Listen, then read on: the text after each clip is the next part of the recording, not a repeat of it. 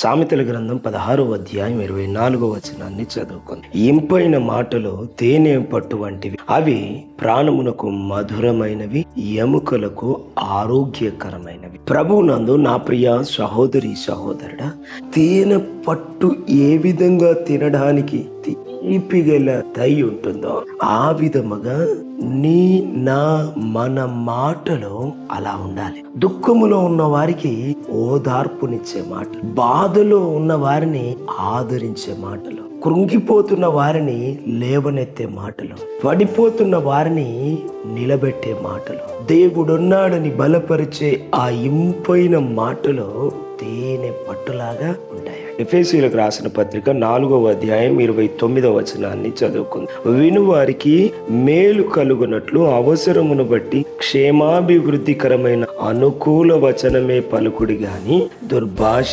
ఏదైనను మీ నోట రానియకుడి.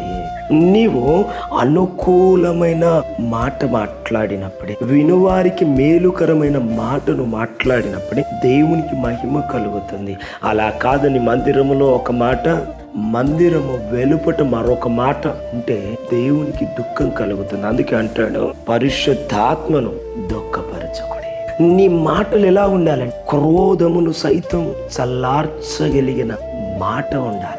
తృణీకరింపబడిన తేనె పట్టులాగా మన మాటలు ఉండాలి. యోహాను సువార్త 8వ అధ్యాయం 3వ వచనంలో శాస్త్రులను పరిసయ్యులను వ్యభిచారమందు పట్టబడిన యొక్క స్త్రీని తోడుకొని వచ్చి ఆమెను మధ్య నిలువబెట్టి, వ్యభిచారమందు పట్టబడ్డ స్త్రీని తీసుకొని వచ్చి ఆ రాళ్లతో కొట్టి చంపాలని ధర్మశాస్త్రం తెలియపరుస్తుంది కదా అని మాట్లాడుతూ, పాపములో పట్టబడిన స్త్రీని అతి దారుణంగా చూస్తున్న సమయంలో సర్వ సృష్టికర్త అయిన దేవుడు అంటున్నాడు, వ్యభిచారితో మాట్లాడుతున్నాడు, అమ్మా అని మాట్లాడుతున్నాడు. అది నీవు నేను కలిగి ఉంటుంది. తప్పు చేస్తున్నావని నోటి మాటతో, వేలి చూపుతో ఎదుటి వారిని నిందించి వారి హృదయాన్ని గాయపరిచే విధమైన మాటలు కాదు, యేసు క్రీస్తు ప్రభు వారు మాట్లాడినట్టుగా మాట్లాడాలి.